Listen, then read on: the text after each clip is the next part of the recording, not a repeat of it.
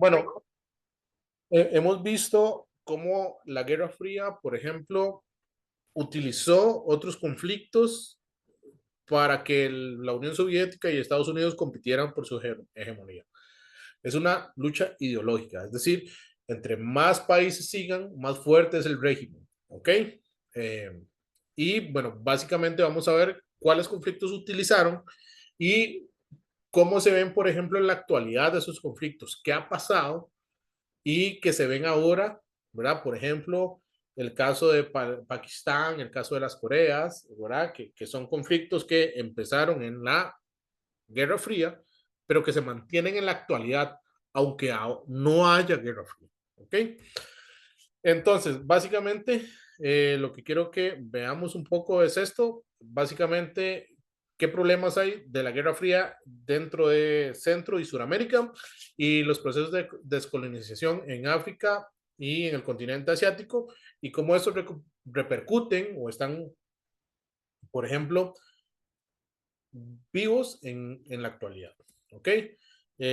¿Cuáles tenemos? Por ejemplo, tenemos los procesos de descolonización en África y en el continente asiático.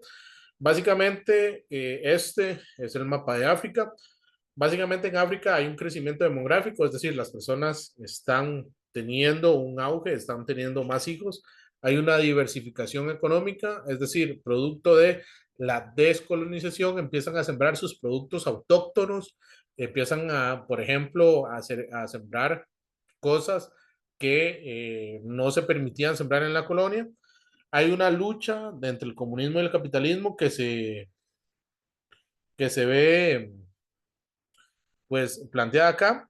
Hay una conferencia que se llama la conferencia de Bandung. Básicamente, esta conferencia habla sobre eh,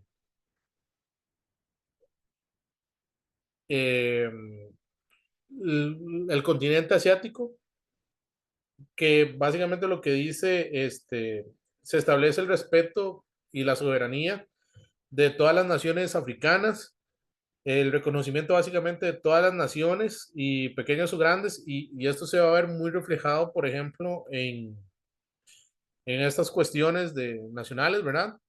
Y básicamente se declara el colonialismo como un mal, lo ven como algo nocivo, es algo racista y burdo, ¿verdad? Entonces, eso provoca, por ejemplo, que se empiecen a independizar las naciones. Como les dije, esto se ve dado, ¿verdad?, en el nacionalismo. ¿Cómo se ven esos movimientos del nacionalista? Bueno, básicamente hay un movimiento conservador que básicamente dice, nosotros somos esto, somos una cultura, somos un legado, ¿verdad? Provoca un extremismo islámico a los países que pues son de esa religión y básicamente va a aumentar la xenofobia y el racismo, y el otro que es progresista, que busca ideas de otras realidades, ¿verdad? Que intenta dejar a un lado pues estos extremismos, por ejemplo, el caso de Turquía, que es musulmán, sí, pero no es un musulmán, por ejemplo, altamente apegado a sus tradiciones y que todo aquel que no crea en ellos son infieles y los tienen que matar, por ejemplo. ¿Verdad? Entonces vemos que en África y en Medio Oriente hay dos tipos de nacionalismos. Uno que ve esta singularidad y exalta su extremismo, y el otro pues que es más recatado, que ve más allá de una mera cuestión, ¿verdad? Y eso es básicamente. Nuevas ideas, por ejemplo, tenemos las nuevas ideas europeas, básicamente de estas democracias parlamentarias y una occidentalización de la cultura. Empieza a verse Europa y Estados Unidos como un faro de civilización. Entonces, todos los países independientes, algunos, van a intentar ser europeos. Entonces empiezan a copiar el régimen, ya sea la democracia o ya sea la implantación del socialismo con la dictadura del proletariado. ¿Ok? Entonces estas colonias están debatiéndose entre ser europeos, copiar la democracia, comprar el parlamento, o ser soviéticos de implantar el socialismo y generar dictaduras del proletariado en estos países. ¿Ok? Y luego tenemos los sociológicos, que básicamente es el crecimiento de las naciones y los nuevos retos. Por ejemplo, tenemos nuevas enfermedades, tenemos, por ejemplo, una alculturación, ¿verdad? Que se va haciendo muy importante por el proceso de globalización. Y luego el factor de mentalidad, que va a haber un aumento en la educación, van a haber nuevas ideas de cultura y se va a intentar llegar a una madurez política. Es decir, que ya los conflictos no se van a solucionar a la fuerza, sino al diálogo, ¿verdad? Eh, ¿Cómo influyó esto en la Segunda Guerra Mundial? Bueno, básicamente de compensación, de saldar el apoyo a las colonias a las naciones que estuvieron en guerra, a las europeas. Por eso se reciben favores. El ejemplo que les daba, por ejemplo, cuando vimos la Segunda Guerra Mundial, el caso de la India. La India le prestó miles de soldados a Reino Unido y el trato era de que ellos se independizaran, ¿ok? Entonces reciben mayor libertad o independencia en algunos casos y la consecuencia básicamente lo que mostró fue una debilidad europea, que no podían con todo, y esto alimentó a los movimientos nacionalistas. Por ejemplo, el caso de la India, ya más adelante vamos a ver. El nacimiento de dos bloques, el capitalista y el comunista, y el declive europeo, básicamente que no pudieron mantener el control en las colonias. Todo eso provocó, por ejemplo, eh, que todo este movimiento colonialista pues cayera. Básicamente las guerras eran muy caras y no justificaban las guerras humanas y las ideas católicas que van a tener un peso muy importante, que la iglesia va a estar a favor de las independencias y van a ser un nuevo movimiento misionero de los cristianos que se van a África a ayudar a estos países que están en este proceso, ¿verdad? Eh, Vamos a los conflictos armados. Tenemos variedad de conflictos, hay levantamientos armados como en Indochina y Argelia, tenemos la resistencia pacífica y la no violencia como en India, y la negociación política en la África Negra, por ejemplo, como los casos de Sudán Sudán y Sudán del Norte y Sudán del Sur. El primero, India versus Pakistán. La India era la principal colonia de Gran Bretaña, era la más importante. En 1857, los cipayos, que eran pues los indios que estaban en mayor jerarquía dentro de la organización, intentaron hacer un golpe de Estado que salió mal. Y esto provocó, por ejemplo, que la mayoría de cipayos fuesen asesinados, lo que los convierte en mártires. Y esto es consejo, algún día, si ustedes llegan a ser dictadores, ¿verdad? Hay alguna revolución, si ustedes matan a los líderes de esa revolución, los van a convertir en mártires, los van a convertir en símbolos. Lo que ustedes menos quieren es que se conviertan en símbolos, porque van a aumentar el nacionalismo. Van a decir, bueno, ellos murieron por la libertad de todos y se hacen héroes, ¿verdad? Entonces, si ustedes quieren no perder el poder siendo dictadores, no maten a su oposición, o si los van a matar, no lo hagan evidente, ¿verdad? Ay, se murió, bueno, pero los van a hacer leyenda, ¿ok? Básicamente también se crea el Partido del Congreso Nacional Indio, que es el partido que busca la independencia dentro de la cuestión y nace él, él es uno de los más famosos, se llama Gandhi. Él es un indio que se va a estudiar derecho a Inglaterra y cuando ve todas las cuestiones que pues, pasan en la India y con el conocimiento que adquiere en Inglaterra, llega a la India y empieza a hablar sobre una nueva forma de manifestarse que se llama la desobediencia civil. Básicamente, ¿qué es? No seguir las reglas, ¿ok? Pero esta desobediencia civil no va a ser armada, sino que va a ser pacífica, ¿ok?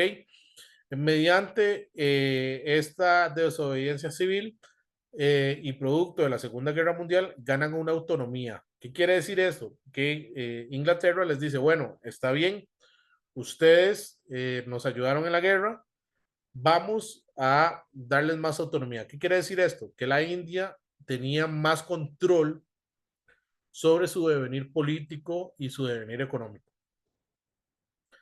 Pero, ¿qué pasa? Que en la India hay una parte hindú, una parte budista y una parte musulmana.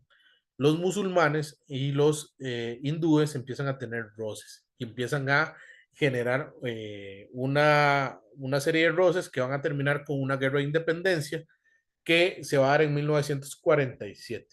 Y ahí nacen dos países, India y Pakistán. India siendo en su mayoría hinduista y budista, y Pakistán siendo musulmana. ¿Queda claro, chicos? India es hinduista y budista, mientras que Pakistán es musulmana, es decir, se divide religiosamente las regiones. ¿Ok? Esto provoca un gran conflicto. ¿Por qué? Porque hay un lugar que es sagrado para los musulmanes que quedan parte en, eh, en la India y es en Cachemira. Empieza una guerra, ¿verdad? Que va a enfrentar a ambos países. Por ejemplo, esta es la bandera de la India, por si no la conocían, y esta es la bandera de Pakistán. Cada vez que ustedes vean una bandera de un país con una estrella y una media luna, quiere decir que son musulmanes. ¿Sí? ¿Queda claro eso, chicos? Chicos, Todo bien, profe. ok, si ven una bandera de un país y es una estrella y una media luna, es musulmán. Bueno, a partir de 1980 empiezan los conflictos por Cachemira, se mantienen, las intervenciones de la ONU no han sido las mejores y han provocado más bien un poco más de caos. Y tenemos, en la actualidad hay roces, siempre han habido roces, por ejemplo.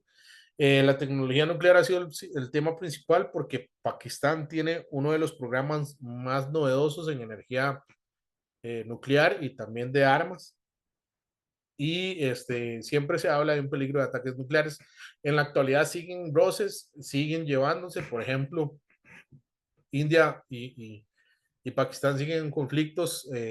Vamos a ver, aunque están en una veda, una treta, no quiere decir que estén en paz, siguen aún los roces por Cachemira y básicamente lo que buscan es esto. Se dividió el país.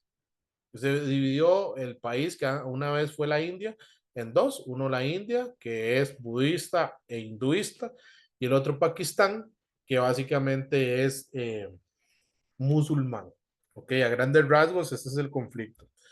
Luego tenemos la primavera árabe en el norte de África y Medio Oriente.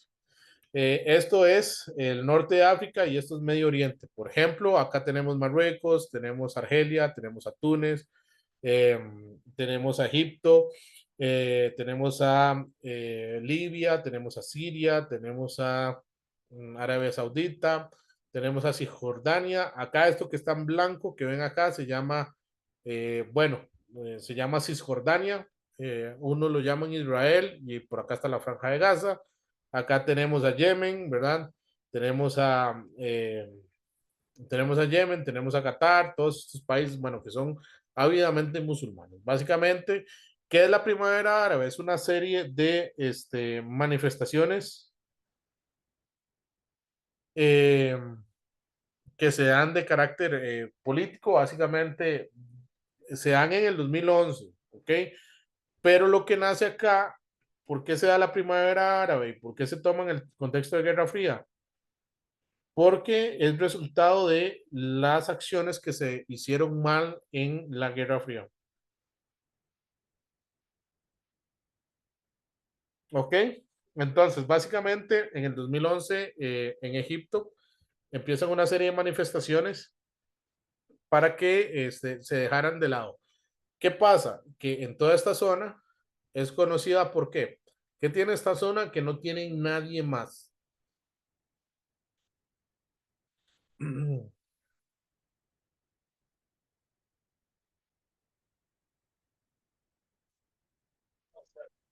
Que son musulmanes.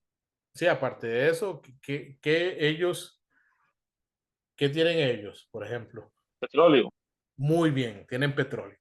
Entonces, Estados Unidos, bueno, vamos a ver, Estados Unidos, las cúpulas políticas instauraron una serie de dictadores en estas zonas para mantener el control del petróleo. Por ejemplo, ustedes sabían que hay una cuestión que se llama petrodólar. ¿Saben por qué se dice así?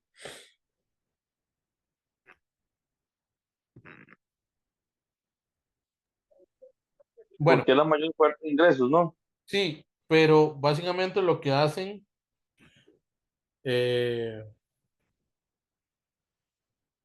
a partir de 1960, Estados Unidos básicamente lo que hace es obligar a todos estos países a que todas las ventas de petróleo se hagan mediante el dólar. ¿Ok?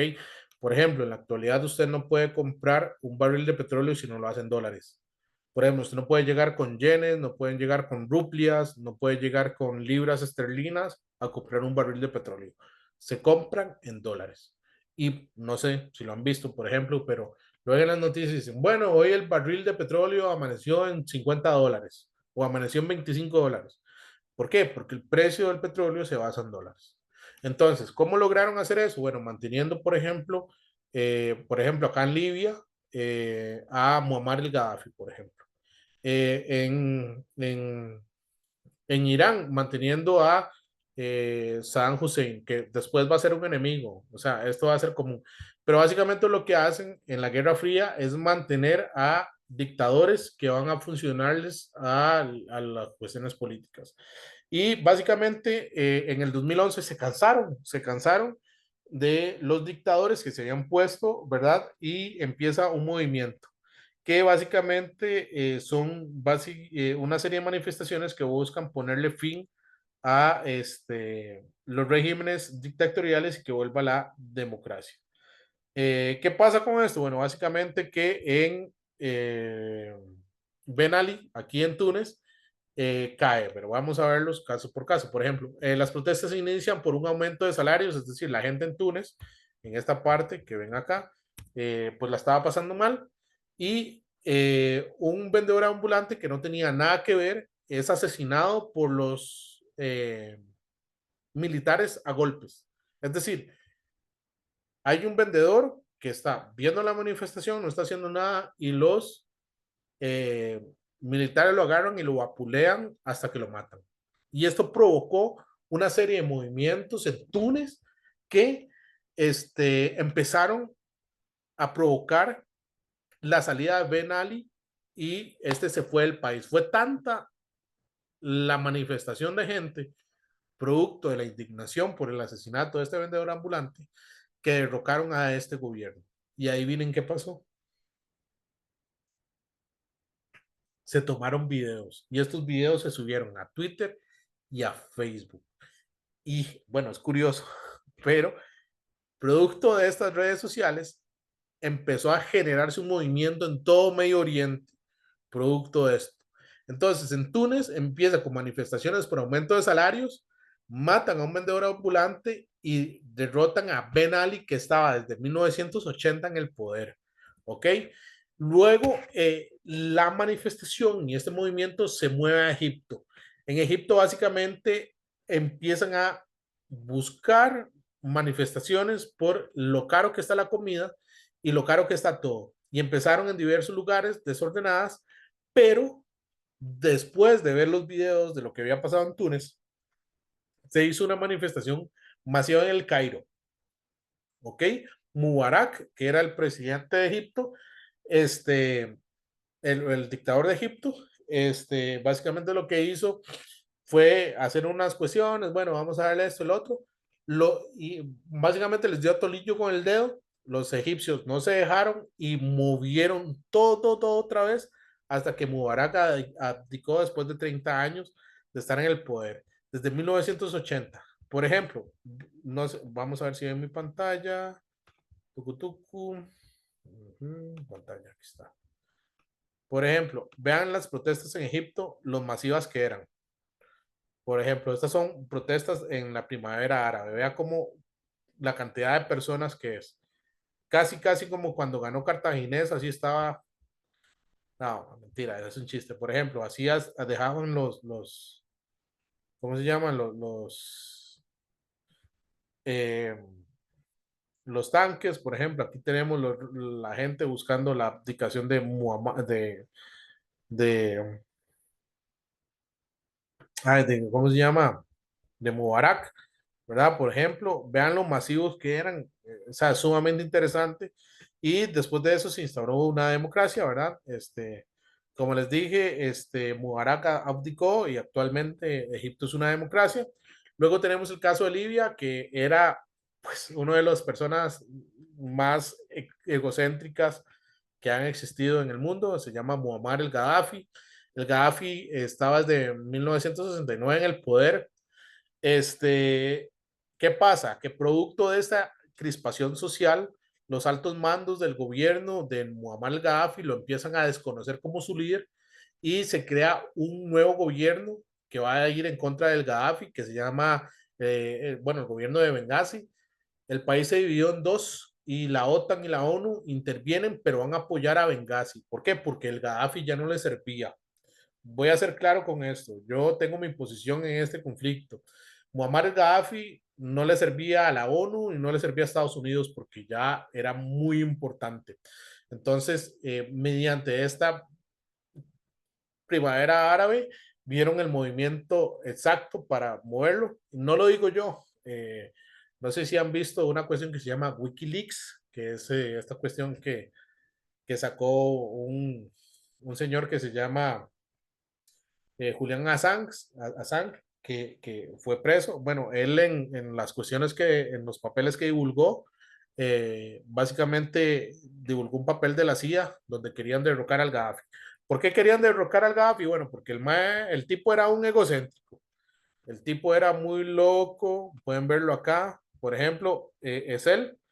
Y bueno, él tenía un escuadrón de casi 60 mujeres, que era su guardia personal.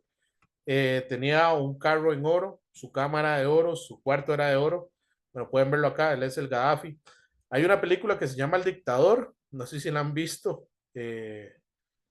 El Dictador, que es de Sacha Baron Cohen, es inspirado en Muammar el Gaddafi y sus excesos, ¿verdad? Pueden verlas muy graciosas, una de las comedias más satíricas que existen. Eh, pero, bueno, Muammar el Gaddafi era un tipo súper excéntrico, ¿verdad? Su pistola era en oro, por ejemplo, todo era en oro, la mayoría de cosas, usaba cosas en lino, en seda, o sea, era un tipo sumamente egocéntrico, sumamente complejo. Y bueno, ya no le servía a Estados Unidos, entonces lo que hicieron fue hacerle un golpe de Estado y poner a un gobierno que sí les iba a hacer.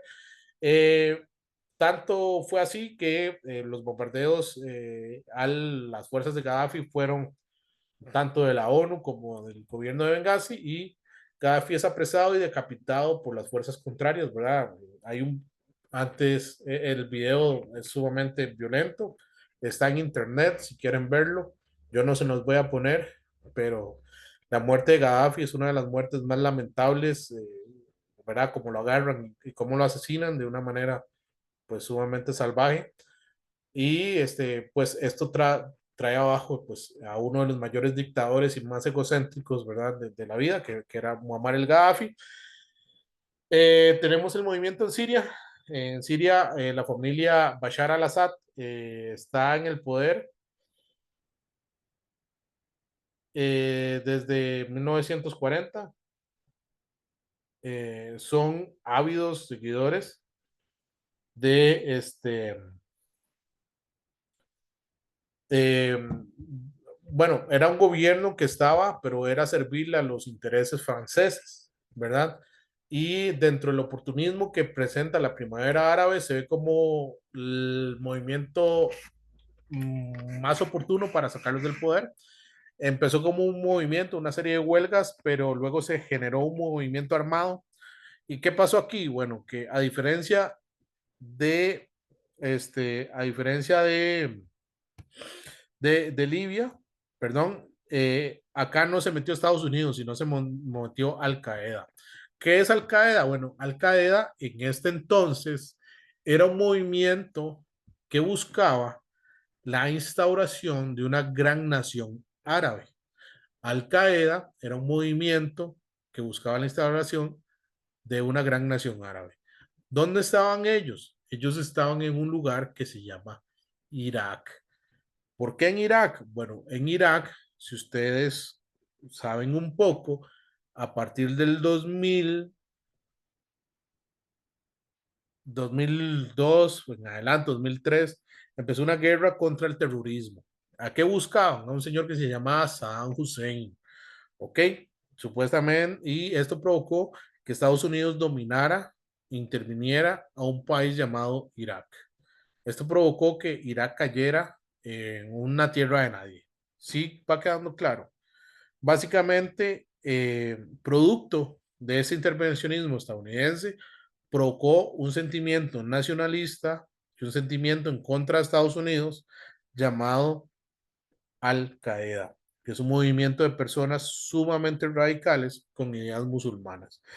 Entonces, en Siria empieza manifestaciones para quitar a la familia Al-Assad, que estaba en el poder desde 1940 en adelante, y se involucra Al-Qaeda, un grupo sumamente violento. Entonces, se empieza a enfrentar el ejército libre, patrocinado por Al-Qaeda, y el gobierno sirio. Básicamente, esto provoca una crisis humanitaria sin precedentes. Eh, por ejemplo, si vemos el mapa, aquí está Siria y aquí está Europa. O sea, aquí arribita está Europa. ¿Ok? Vean eh,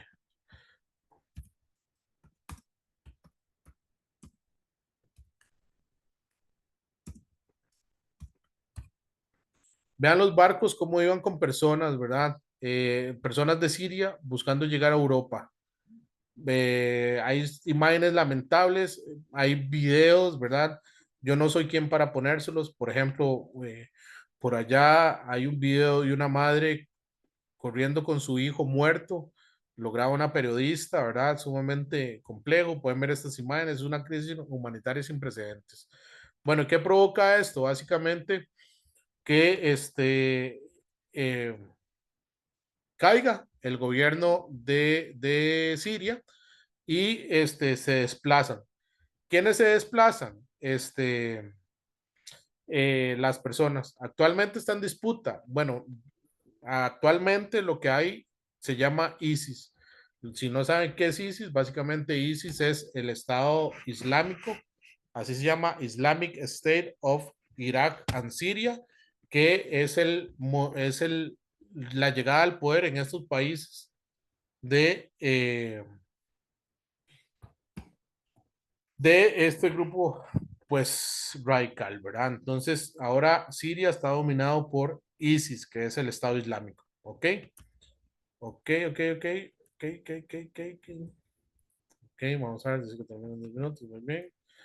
Pam, pam, pam, pam, pam, pam, pam, pam, pam. Vamos a ver. Ahora, para cambiar un poco, vamos a mover a los movimientos sociales, ir un poco más a fondo. Tenemos el movimiento hippie, que también se da en la Guerra Fría, que era principalmente jóvenes que querían vivir en paz y, bueno, este es el estereotipo principal de cómo ser hippie, ¿verdad? Es vivir en reglas, sin autoridad, de vivir en peace and love, de paz y amor, buscaban la paz mundial, un mundo con igualdad y libertad para todos, y el mayor movimiento que va a haber es en contra de Vietnam.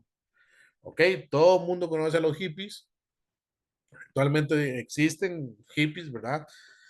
Pero en esta época eran más políticos y buscaban pues quitar básicamente eh, la guerra en Vietnam.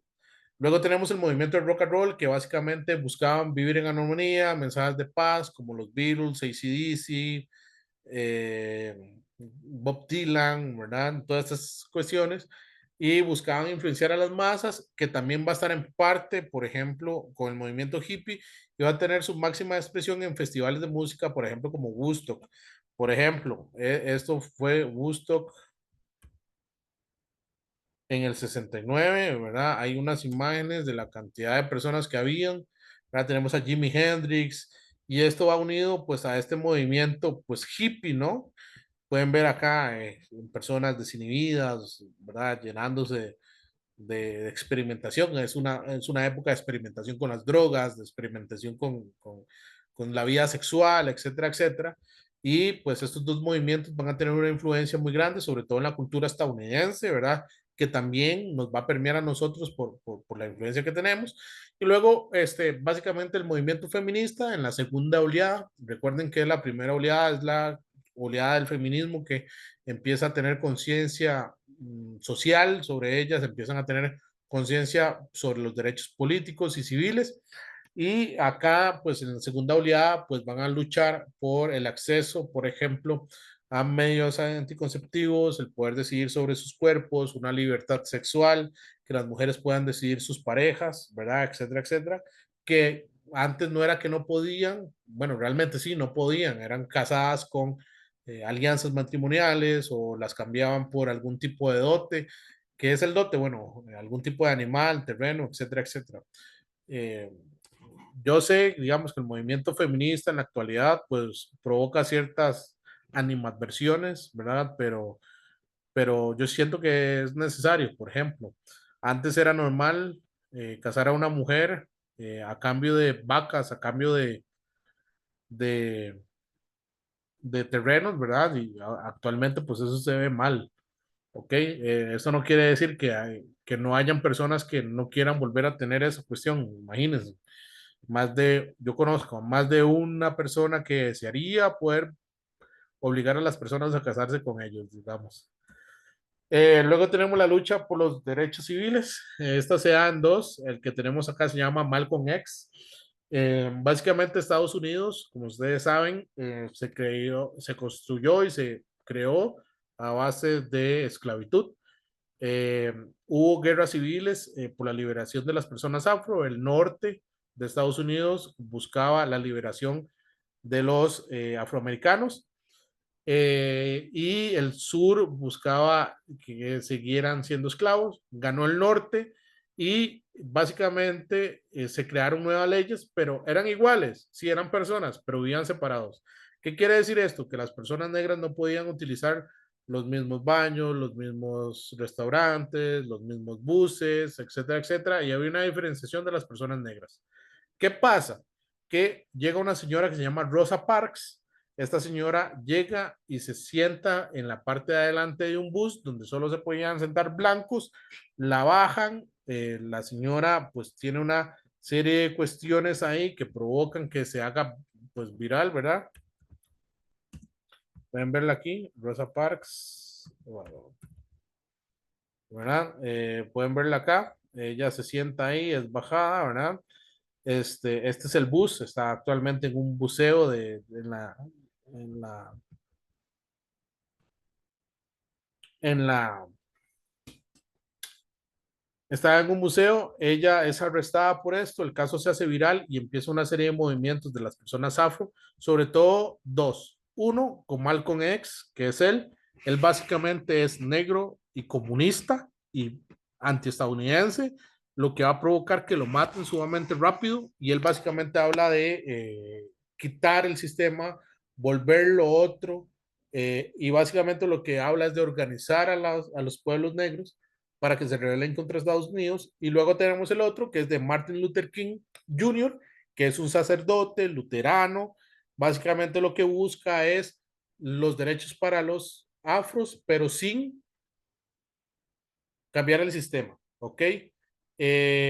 Ambos son asesinados, Martin Luther King después, hay una serie de huelgas y nace un partido político que se llama las Panteras Negras, que es un partido que busca la liberación de los negros y los derechos civiles, es decir, que las personas afrodescendientes puedan votar en Estados Unidos hasta 1964. Películas que les pueden ayudar un poco para entender un poco más. 12 años de esclavitud. Es una para entender el contexto de las personas negras. Antes de esto, pueden ver una muy buena que se llama Judas and the Black Messiahs, Judas y el Mesías Negro. Esto es sumamente interesante. Trata, por ejemplo, el asesinato de un líder de las Panteras Negras por otra persona afro movida por el FBI. bueno, no sé, me imagino que han visto Forrest Gump. Forrest Gump es otra que trata por el tema de las panteras negras. Otra película que pueden ver para este tema, por ejemplo, pueden ver Las Suffragettes, que es la lucha de las mujeres por su derecho al voto, ¿verdad? Y sus derechos pues, reproductivos. Los pueden ayudar, digamos, como para tener una cuestión más amplia sobre esto. Eh, pero bueno, básicamente es eso. Sí, sí estoy grabando, ¿no? Ok. Y bueno, voy a dar por finalizado acá y pues nos veríamos la siguiente semana. Ahí les voy envío los videos y nada más. Muchas gracias.